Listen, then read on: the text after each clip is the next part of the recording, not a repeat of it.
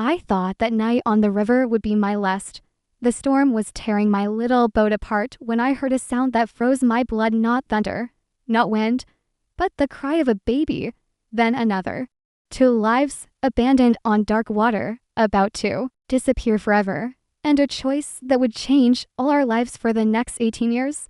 The river had always been my escape. Whenever the world felt too loud, too heavy, I would take my small wooden boat out just before sunset and let the water carry me. That night, the sky was already bruised purple when I pushed off from the shore, the air thick with the promise of rain. I should have turned back. Every instinct whispered that something was wrong. But grief makes you careless, and I was drowning in mine. It had been 2 years since my wife died. 2 long years of waking up to silence, of cooking for one, of talking to memories like they could answer back. We had tried for children for a decade. Doctors, prayers, disappointments until hope itself became painful. When she passed, it felt like the future went with her. The river didn't ask questions. It just moved forward. The storm hit faster than I expected. Wind slammed into the boat, rocking it violently. Rain fell like nails against my skin. I grabbed the oars, heart pounding, trying to guide myself back toward the faint lights on the shore. That's when I heard it. A cry. At first, I thought it was the wind screaming through the trees. Then it came again, high, thin, desperate. A baby's cry. My chest tightened so hard I could barely breathe. No, I whispered aloud, feeling foolish. That's not possible. But the sound didn't stop. It grew louder, closer, carry over the roar of the storm. I strained my eyes through the darkness and rain, scanning the water. Then I saw something small, bobbing wildly not far from my boat. Another cry followed. A second voice. I dropped the oars and leaned forward, nearly tipping the boat. Floating beside me was a half-deflated inflatable raft, the kind meant for children at the beach. It was soaked, barely holding air, and inside it, wrapped in thin, already sodden blankets, were 2 babies. They couldn't have been more than a few months old. My hands shook as I pulled the raft closer. One baby was crying with all the strength their tiny lungs could manage. The other was terrifyingly quiet, lips tinged blue from the cold. Panic slammed into me like the waves against the boat. Oh God, I kept saying, over and over, as if repetition could make me steadier. I held the raft and lifted the babies one by one into my boat, pressing them against my chest, trying to shield them from the rain. They were freezing, too light, too fragile. I tore off my jacket, wrapped it around them, and turned the boat toward shore with a desperation I had never felt before. The storm fought me every inch of the way. My arms burned, my back screamed. But fear was stronger than pain. I talked to them the whole time, my voice cracking. Stay with me, please. I've got you. I won't let you go. When I finally reached land, I stumbled out of the boat and ran toward the nearest road. Babies clutched to my chest, shouting for help like a madman. A passing truck screeched to a stop. A woman jumped out, her face going pale when she saw what I was holding. Call an ambulance, I yelled, please. The hospital lights were blinding after the darkness of the river. Nurses moved fast, taking the babies from me, asking questions I barely registered. Where did I find them? How long had they been in the water? Did I know their parents? No, I said, my voice hollow. I don't know anything. Ours passed in a plastic chair that felt colder than the river itself. I stared at my hands, still wet and raw, still smelling like rain and fear. I expected the police to arrest me, to accuse me. Instead, a social worker sat beside me, her voice gentle. They're stable, she said. Both of them. Hypothermia, dehydration, but they'll live. Something inside my chest broke open. I covered my face and cried like I hadn't cried since my wife's funeral. Deep, shaking sobs that came from somewhere ancient and raw. The babies were a boy and a girl, twins, the doctors believed. No identification, no missing persons report. Someone, somewhere, had put them on that river and walked away. Days turned into weeks. I visited the hospital every day, bringing tiny clothes I didn't know how to choose. sitting beside their incubators, talking to them like they were already part of my life. I told myself I was just checking in, just making sure they were okay. But when the social worker asked if I would consider fostering them temporarily, my mouth said yes before my brain could catch up. The first night I brought them home, the house felt different, louder, messier, alive. Two cribs stood in what had once been my wife's sewing room. I sat on the floor between them all night, afraid to sleep, afraid they would disappear if I closed my eyes. I named them Noah and Lily. I don't know why those names came to me. They just felt right. Fostering became months. Months became a year. No parents ever came forward. No clues surfaced. The case grew cold, then colder. One afternoon, the social worker sat across from me at my kitchen table, her hands folded. "You can adopt them," she said softly. "If you want." I looked at Noah, wobbling on unsteady legs, laughing at his own reflection in the mirror. Lily was in my arms, fingers tangled in my shirt, her head resting against my chest like it belonged there. "I already have," I said. Life after that was not easy. Money was tight. Sleep was rare. There were nights I sat on the kitchen floor at 3 in the morning, both babies crying, wondering what on earth I had gotten myself into. But there was joy too. First steps, first words, the way they called me dad like it was the most natural thing in the world. I never hid the truth from them. They knew they were adopted. They knew they had been found on a boat in a storm. But as they grew older, the questions came. "Why would someone leave us?" Lily asked once, her eyes too old for her young face. "I don't know," I said honestly, "but I know they missed out on knowing you, and that's their loss." By the time they turned 18, they were everything I could have hoped for and more. Noah was quiet, thoughtful, with a habit of watching people closely, like he was always searching for something. Lily was fire strong-willed, protective, the kind of girl who stood up for anyone being treated unfairly. I thought the hardest parts of our story were behind us. I was wrong. On the morning of their 18th birthday, there was a knock at the door, or a knock that would drag the past out of the river and place it, dripping and unavoidable, right on my doorstep. The knock stayed with me longer than it should have, even after I opened the door and found nothing there but a delivery box with balloons taped to it. My hands didn't stop shaking. I told myself it was just nerves. 18 years of raising 2 children on my own had taught me not to trust calm moments. Calm always meant something was waiting. That day was supposed to be about celebration. Noah and Lily were officially adults. We had planned a small dinner, just the 3 of us, like we always did. No big party. They preferred quiet. Still, the house felt charged. Like the air before lightning. They came down the stairs together. That morning, Noah taller than me now, Lily with her hair tied back, eyes bright and sharp. I looked at them and felt the same mix of pride and fear I had felt since the night I pulled them from the river. "Happy birthday," I said, forcing a smile. "Dad," Lily laughed, hugging me hard. "You're acting weird." "Am I?" I said. "Guess I'm just old." Noah didn't laugh. He watched me the way he always did when something felt off. He had inherited the habit from somewhere I never knew where. The day passed quietly. We cooked together, ate too much cake, shared old stories. I pulled out the faded newspaper clipping I kept all these years, the one that talked about the twins found on the river. Lily read it silently, then folded it carefully. "Do you ever think about them?" she asked. "Our parents?" "All the time," I said, but thinking doesn't change much. Noah nodded slowly, as if he had already been thinking about it for years. It was late afternoon when the second knock came. This one was different, firmer, intentional. I felt it in my chest before I heard it again. 3 sharp knocks, evenly spaced. My mouth went dry. Lily and Noah both looked up at the same time. "Are you expecting someone?" Noah asked. "No," I said. I walked to the door on legs that suddenly felt much older than they were. When I opened it, the world seemed to tilt. A man and a woman stood on my porch. They were soaked.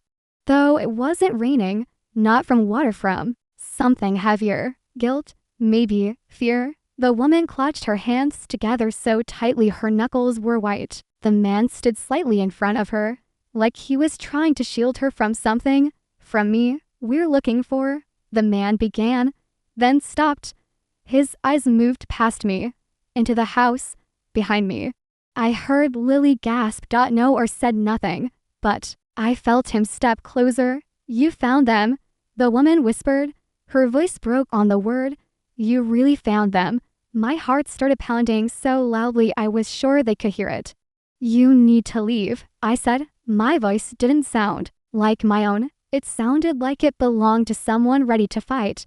The man swallowed. Please, we just want to talk. No, I said more firmly. You lost that right a long time ago. Lily stepped beside me then. Dad, she said quietly. Who are they? The woman's eyes filled instantly. Tears spilled down her face without warning. I'm your mother, she said. Silence crashed down on us like a wave. Noah stared at her. His face didn't change, but his hands clenched into fists. Lily looked between the woman and me, confusion and anger battling across her face. That's not funny, Lily said. If this is some kind of joke. It's not, the man said hoarsely. I'm your father. I felt something inside me snap. 18 years of fear, exhaustion, love, and sacrifice surged up all at once. You put them on a river in a storm, I said, my voice shaking with rage. Babies, you could have killed them. The woman collapsed onto her knees right there on the porch. I know, she sobbed. I know, I see it every night. Every single night, Noah spoke. Then, his voice low and steady in a way that frightened me more than shouting would have. Why? The man looked at him, really looked at him, and I saw something crack in his expression. We were young, he said. Stupid, scared. We had dads. Threats, people who would have taken you and used you to hurt us. We thought the river would take you somewhere safe. We told ourselves someone kind would find you. You told yourselves lies. I said, yes, the woman said, looking up at me. We did. And you were that someone. I wanted to slam the door, to erase them. But I couldn't ignore Noah and Lily's faces. This wasn't just my pain anymore. We're not asking to take them. The man said quickly, we know that's impossible. We just wanted to see them, to know they lived. Lily laughed then, a sharp, broken sound. You left us to die. The woman shook her head violently. No, we left you to live. I know how that sounds. But please believe me, we watched the river until the raft disappeared. I prayed the entire time. Noah took a step forward. You prayed, he repeated. While we froze, the woman covered her mouth. Sobbing, I put a hand on Noah's shoulder. I could feel the tension vibrating through him. This conversation is over, I said. No, Lily said suddenly. Her voice surprised all of us. It's not. She looked at me, eyes blazing. I need to hear this, even if I hate it. Noah hesitated, then nodded. Me too. Against every instinct I had, I stepped aside and let their past walk into my home. We sat at the kitchen table, the same table where Noah had learned to read, where Lily had cried over her first heartbreak. The woman couldn't stop trembling. The man kept his hands folded, like he was afraid to touch anything. They told their story in fragments, about a criminal brother, about money owed, about threats that came in the night, about believing their system would take the babies away anyway, and convincing themselves the river was mercy. I tried to come back, the woman said. I swear I did. But by the time we were safe, you were gone, and we were cowards. We thought it was better not to know. Noah stood abruptly. You don't get to sit in our kitchen and talk about what was better. He walked out the back door, shoulders stiff. Lily followed a moment later, tears streaming down her face. I stayed seated, staring at the two people who had haunted my life without knowing it. You don't get forgiveness today, I said quietly, or ever, maybe. You don't get to undo what you did. The woman nodded, tears dropping onto the table. I understand. But, I continued, my voice breaking despite myself. You don't get to hurt them again either. When they left, The house felt emptier than it ever had before that night. Noah didn't come home until after midnight. Lily locked herself in her room. I sat alone in the living room, staring at the river through the window, wondering how something that once gave me purpose could still threaten to take everything away.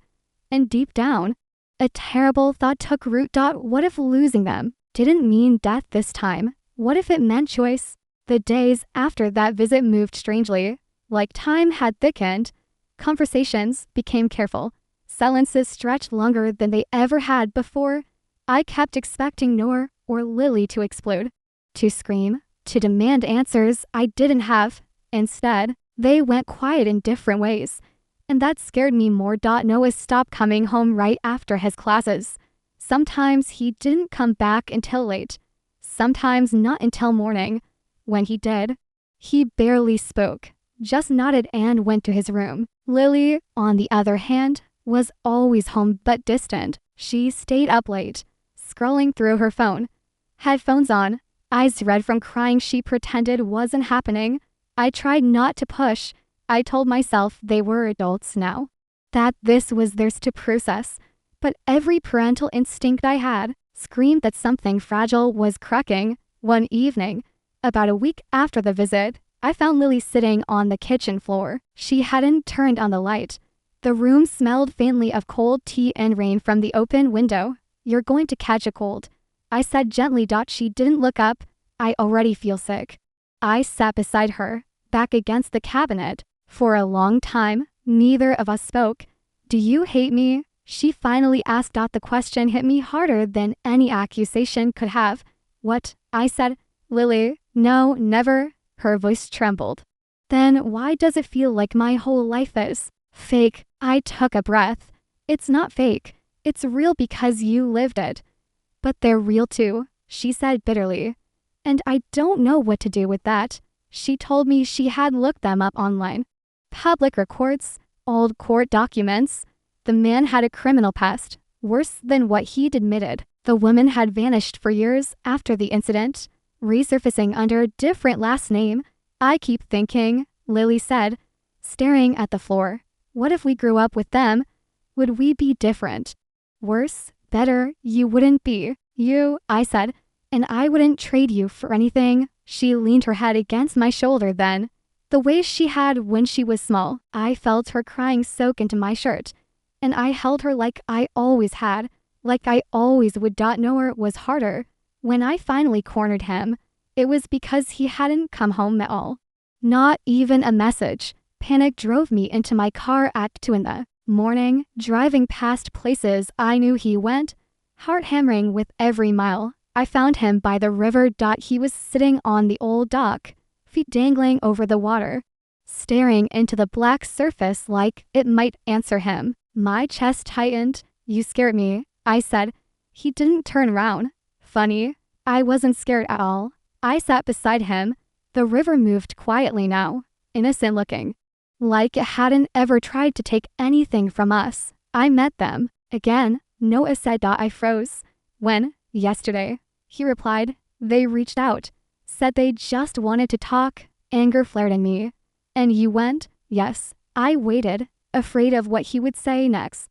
"They cried," he continued. "A lot. Told me how sorry they were, how they loved us, how they never stopped thinking about us." He laughed softly, without humor. "Do you know what that feels like? To hear someone say they loved you after leaving you on a river?" I swallowed hard. "I can imagine." "I told them they were strangers," Noah said, "and they are. But they are also answers." He finally turned to me.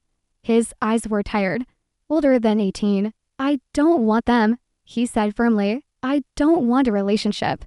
But I needed to see them, to look at them and know I survived." Relief washed through me so suddenly I almost cried. "I'm glad," I said.